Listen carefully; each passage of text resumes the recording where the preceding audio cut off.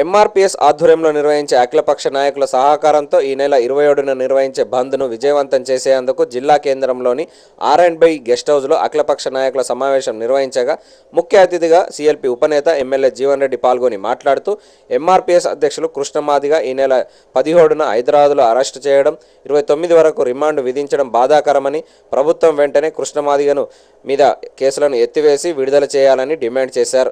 ఈ నెల 27న నిర్వహించే బంద్కు ఎమ్మెల్యేగా తన వంతు బాధ్యతగా వహిస్తానని అదేవిధంగా ఇతర పార్టీలు సైతం సహకారం అందించాలని కోరారు. ఈ కార్యక్రమంలో ఎంఆర్పీఎస్ మరియు అఖిలపక్ష నాయకులు కార్యకర్తలు తదితరులు పాల్గొన్నారు. నిజంగానే ఇదే కేసీఆర్ గారు గత ప్రభుత్వాల్లో తెలంగాణ ఉద్యమాల్లో అనేక రకాలుగా ప్రజలను రెచ్చగొట్టింది. అంటే విద్యార్థులను అయితేనేమి, నిరుద్యోగులు అయితేనేమి, రైతులను అయితేనేమి, ప్రతి ఒక్క వర్గాన్ని తెలంగాణ వస్తే ఇది జరుగుతుంది, రాకపోతే ఇది జరుగుతుందని అనేక మాయమాటలు చెప్పి సుమారు 1400 మంది విద్యార్థులు, యువకులు ఆత్మహత్యలకు బలిదానాలను రెచ్చగొట్టిన మూర్ఖుడి కేసీఆర్. ఏమంటే ఆయన ఒక మాట అనేది, రక్తం గారకుండా తెలంగాణ సాధిస్తాను. 1400 మంది ఆత్మహత్యలు చేసుకోవడానికి నీ రెచ్చగొట్టిన ధోరణి కారణం. గత ప్రభుత్వాలు ఎప్పుడు కూడా ఎవరికి కేసులు పెట్టలేదు, ఇంతగా వేధించిన సందర్భాలు. తెలంగాణ ఉద్యమ కాలంలో 40-45 రోజులు రోడ్ల మీద కంటిన్యూషన్ కూర్చున్న ఈ పార్టీ కేసులు పెట్టి నాంబేలు కేసులు పెట్టలేదు.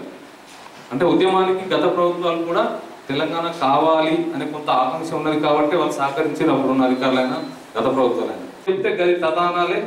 నీ చుట్టూన్న మంది మాగాదులు ఎవరైతే నీ భజన భక్తులు ఉన్నారో, దళిత నాయకులు కావచ్చు, దళిత ప్రజాపతులు కావచ్చు, ఇలా నోరు మెరుస్తలేదు. ఇలా టీఆర్ఎస్ వాళ్ళు కూడా మాట్లాడతారు.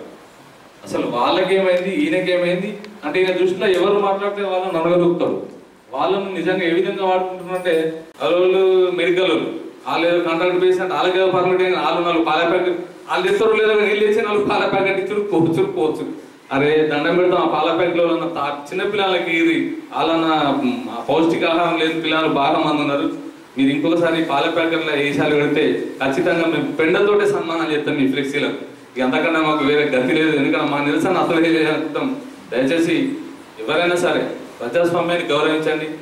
ప్రజాస్వామ్యంలో తమ నిరసన తెలియజేసే హక్కు ప్రతి ఒక్కరికి ఉంటుంది. వారు ఈ నిరసన ఎందుకు తెలియజేస్తున్నారని తెచ్చుకోవడానికి ప్రయత్నించలే తప్ప అణిచివేయాలని చూస్తే ఎప్పుడు కూడా ఏ ఉద్యమం ఆగదు. ప్రతి ఉద్యమం అణిచేయాలంటే మరింత రెట్టింపై అది అణిచివేయబడాలనుకున్న వ్యక్తిని దహించకపోతే తప్ప ఉద్యమం ఆగదని మరొకసారి మనం చేసుకుంటూ 27న జరిగే పూర్తి స్థాయి బంధుకు మేము మద్దతు తెలియజేస్తాం. అవకాశం ఇచ్చిన ఎంఆర్పీఎస్ జరగబోయే రాష్ట్ర శాఖ పిలుపు మేరకు ఎంఆర్పీఎస్ వ్యవస్థాపక అధ్యక్షులు మందకృష్ణ మాది గారి అక్రమ అరెస్టుకు నిరసనగా ఈ బంద్కు అఖిలపక్షం మద్దతు, అలాగే భారతీయ జనతా పార్టీ సంపూర్ణ మద్దతు ప్రకటిస్తుంది.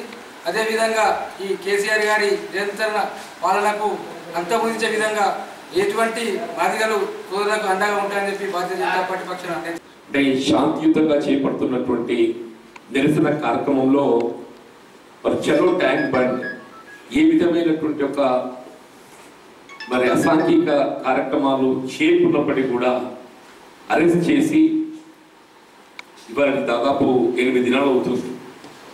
మరి అక్రమంగా నిర్బంధించినందుకు నిరసనగా రేపు 27 నాడు యావత్ తెలంగాణ రాష్ట్రం బంద్కు పిలిపించడం, దానికి జగిత్యాల శాఖకు చెందినటువంటి ఎంఆర్పీఎస్ అధ్యక్షులు అఖిలపక్ష సమావేశాన్ని ఏర్పాటు చేయటం, ఇందులో పాల్గొంటున్నటువంటి ఉమ్మడి జిల్లా ఎంఆర్పీఎస్ అధ్యక్షులైనటువంటి మేక లక్ష్మణ్ గారు, వాస్తవంగా ఆశ్చర్యం కలుగుతుంది. అంటే ఆశ్చర్యం ఎందుకంటున్నానంటే వీళ్ళు దళితుల్లో ఏబిసిడి వర్గీకరణకు సంబంధించి విభేదించే వాళ్ళు ఎవరు లేరు. అందరం కూడా ఏబిసిడి వర్గీకరణను సమర్థిస్తున్నట్టే పేర్కొనడం. శాసనసభలో ఏకగ్రీవంగా తీర్మానాన్ని ఆమోదిస్తాం. అన్ని పక్షాలు ఏదైతుందో కేంద్రాన్ని నివేదిస్తాం. మరి మళ్ళీ వర్గీకరణకు సంబంధించి ఇది ఎందుకు కాలయాపన జరుగుతుంది, ఇది ఎందుకు అమలు నోచుకోలేకపోతుంది అంటే దానికి జవాబు లేదు. స్వయంగా ప్రధానమంత్రి గారు ఏదైతే ఉన్నదో ఏబిసిడి వర్గీకరణకు సంబంధించి మన గౌరవ ముఖ్యమంత్రి గారి ఆధ్వర్యంలో అఖిల పక్షాన్ని కలవడానికి సమయం కేటాయింపు చేసి కూడా మరి ఏ పరిస్థితులలో ప్రధానమంత్రి గారు ఈ అపాయింట్మెంట్ రద్దు చేసుకుని వాయిదా వేయడం జరిగింది. మరి ముఖ్యమంత్రి గారు ఏదైతుందో మళ్ళీ తిరిగి అపాయింట్మెంట్ పొందడానికి ప్రయత్నం చేయడంలో ఎందుకు జాప్యం అవుతున్నది? వీళ్ళ సోదరి భారతి వీళ్ళ అకాల మరణం చెందడం జరిగిందంటే దానికి రాష్ట్ర ప్రభుత్వమే బాధ్యత వహించాలని చెప్పాను. కేవలం అఖిల పక్షాన్ని భారత ప్రధాని వద్దకు తీసుకెళ్లి ఏబిసిడి వర్గీకరణ అంశాన్ని శాశ్వతంగా పరిష్కరింపచేయాలనే ఒక భావనతోని మన ముఖ్యమంత్రి గారు చర్యలు చేపట్టాలని చెప్పని ఏదైతే ఈ కలెక్టరేట్ ముట్టడి కార్యక్రమం చెప్పడం జరిగిందో అందులోనే భారతి గారు మృతి చెంది. నిజంగా అఖిల పక్షం గట్ట ముందే తీసుకెళ్లి ఉన్నట్టయితే ఇవాళ భారతి గారు మన నుండి దూరం అయ్యేది కాదని చెప్పండి. దీన్ని బట్టి ఏంటంటే భారతి సోదరు ఏదైతున్నదో వారి మృతికి పూర్తి స్థాయిలో రాష్ట్ర ప్రభుత్వం బాధ్యత వహించాలని చెప్పండి. అంటే ఇవాళ బలహీన వర్గాలలో కూడా ఏదైతుందో అత్యధికంగా సామాజిక వెనుకబడ్డ వర్గాలను ఈలో చేర్చినట్టు, దాని తదుపరి ఏదైతుందో బిలో, తదుపరి సిలో, తదుపరి డిలో, ఇప్పుడు అల్పసంఖ్యాక వర్గాల ముస్లింలు ఏదైతుందో ఈలో చేర్చే విధంగా మనం బలహీన వర్గాలకు సంబంధించి ఏబిసిడి ఈ వర్గీకరణ రాష్ట్రం ఏదైతుందో రాష్ట్ర ప్రభుత్వ ఆధ్వర్యంలో అమలు చేసుకోవడం జరుగుతుందని చెప్పండి. దళితుల్లో కూడా ఏదైతుందో అత్యధికంగా వెనుకబడ్డ వర్గాలు, అది కేవలం మాదిగనే కాకుండా మాదిగతో పాటుగా ఇతర ఉప కులాలు ఎవరెవరైతే సామాజికంగా ఆర్థికంగా రిజర్వేషన్ సౌకర్యాలు పొందడంలో కానివ్వండి, భారత రాజ్యాంగం కల్పించినట్టు వారి హక్కులు పొందడంలో కానివ్వండి కాక పొందలేకపోతున్న వారికి న్యాయం కలిగించే విధంగా ఈ వర్గీకరణ కొరకు మరి చర్యలు చేపట్టాలని చెప్పండి. రాజకీయాలకు అతీతంగా చెప్పంటున్నాయి, అన్ని రాజకీయ పార్టీలు సంబంధించిన చెప్పండి. ఒక నిరంకుశ నియంతృత్వ ధోరణిలో కొనసాగుతుందని చెప్తున్నా, ఒక రాచరిక పాలన కొనసాగుతుండ కనబడుతుందని చెప్పంటున్నాయి. దీన్ని తీవ్రంగా ప్రతిఘటించాల్సినటువంటి బాధ్యత మనందరిపైన ఉన్నది. మరి దీన్ని రేపు 27కు మరి బంద్ కార్యక్రమం సఫలీకృతం కావడానికి నేను స్థానిక ఎంఆర్పిసి సోదరులందరూ కూడా మీకు చెప్తూ మేమందరం మీకు అండగా ఉంటాం. మీరు ఒక కరపత్రం రూపొందించండి. ఏబిసిడి వర్గీకరణ ఆవశ్యకత, దానికి వివిధ రాజకీయ పార్టీలు ఏ విధంగా మీకు ఆమోదం తెలిపినాయి అనేది ఒక అంశం పేర్కొంటూ మరి ఏ పరిస్థితి లోపల ప్రధానమంత్రి గారి అపాయింట్మెంట్ పొంది కూడా ఏదైతుందో అది ఫలప్రదం కాక వాయిదా వేయబడటం, మరి వేయబడి కూడా 6 మాసాలు గడిచి ఇంతవరకు ఏదైతే రాష్ట్ర ప్రభుత్వంకి వెళ్ళి మరి తిరిగి అపాయింట్మెంట్ పొందడానికి చర్యలు చేపట్టకపోవటం, అంటే పట్టుదలతో చర్యలు చేపట్టకపోవటం, మరి భారతీ సోదరి భారతి మాదిగా ఏ పరిస్థితిలో మృతి చెందడం జరిగింది. వీళ్ళ మందకృష్ణ గారు ఏదైతుందో మరి భారతి మాదిగ గారి స్మృతి మరి జ్ఞాపకం అర్థం ఏదైతే సమావేశం ఏర్పాటు చేసి చలో ట్యాంక్ బండ్ అనేది నిరసన కార్యక్రమంలో ఒక భాగం. అది చలో ట్యాంక్ బండ్ అనేది నిరసన కార్యక్రమంలో ఒక భాగం. దాన్ని మీరు అడ్డుకుంటారు, నిలిపివేస్తారు, అరేంజ్ చేస్తారు, ప్రివెంటివ్ అరెస్ట్ వదిలేస్తారు. వీళ్ళు మనం ఏదైతే ఒక రాస్తారోకో చేస్తామే, రాస్తారోకో చేస్తే ఏమైతే ట్రాఫిక్ ఆటంకం ఏర్పడుతుంది. ట్రాఫిక్ ఆటంకం ఏర్పడితే ఏం చేయాలి?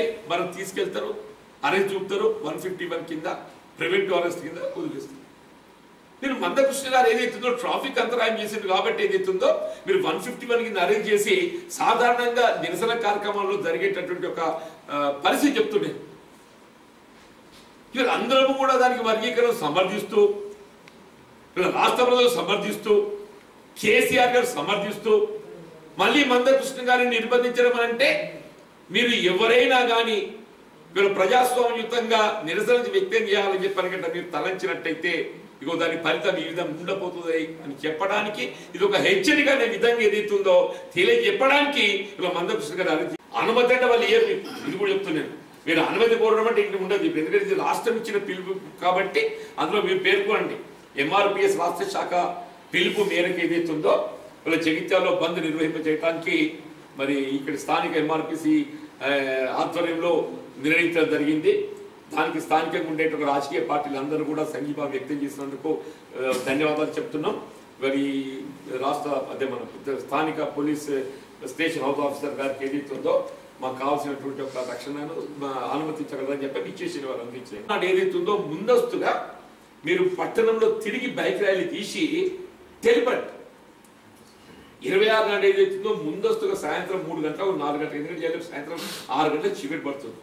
6 లోపల ఏదైతుందో కేవలం పట్టణ ప్రాంతానికి పరిమితం కావడం, గ్రామీణ ప్రాంతంలో ఉండేటటువంటి ఎంఆర్పీఎస్ కార్యకర్తలు అందరూ కూడా ఆనాడు 26 నాడు మధ్యాహ్నానికి జగిత్యాల చేరుకొని కనీసం ఒక 400-500 మంది ఏదైతుందో మీరు మోటార్ బైక్ అనండి, సైకిల్ ర్యాలీ అనండి, ఏదైనా పెట్టండి. సైకిల్ ర్యాలీ మీరు ఇతరత్ర ఈ వర్గీకరణకు సంబంధించి ఏదైతుందో నేను కాంగ్రెస్ పార్టీ అనే కాకుండా శాసనసభ్యుడిగా ఒక ప్రజాప్రతినిధిగా నా వంతు బాధ్యతను ఎప్పటికీ మీకు అండగా ఉంటానని చెప్పని కూడా నేను ఈ మా సభాముఖంగా మిత్రులకు అందరూ కూడా నేను విశ్వాసం వ్యక్తం చేస్తూ కుట్రపూరితంగా జైల్లో పెట్టి ఈ నెల 29 వరకు రిమాండ్ విధించడం జరిగింది.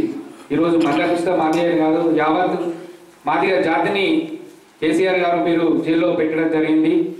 ఈ యొక్క అరెస్టు నిరసిస్తూ ఈ నెల 27న రాష్ట్ర కమిటీ పిలుపు మేరకు బంద్ పాటిస్తున్న తరుణంలో మాకు అఖిలపక్ష కమిటీ ఆధ్వర్యంలో నిర్వహించిన సందర్భంలో స్థానిక శాసనసభ్యులు సేల్ ఉపనేత జీవన్ రెడ్డి గారు మాకు సంపూర్ణ మద్దతు తెలిపినందుకు ధన్యవాదాలు తెలుపుతూ, అదేవిధంగా టీడీపీ నుండి జిల్లా అధ్యక్షులు సాగర్రావు గారికి, బీజేపీ నుండి ఆముదరాజు గారికి, పట్టణాధ్యక్షులు బాలశంకర్ గారికి, గిరినాభూషణం గారికి, కార్యక్రమంలో పాల్గొన్న మా జిల్లా ఇన్ఛార్జ్ మేక లక్ష్మణ్ గారికి, కార్యక్రమంలో పాల్గొన్న ఎంఆర్పీఎస్ మా సోదరులందరికీ ఉద్యోగ నమస్కారాలు తెలుపుకుంటుందిగా ఇస్తున్నందుకు మా ఎంఆర్పీఎస్ పక్షాన హృదయపూర్వక ధన్యవాదాలు తెలుపుకుంటూ ఇంతటితో ఈ యొక్క సమావేశాన్ని ముగిస్తున్నాను.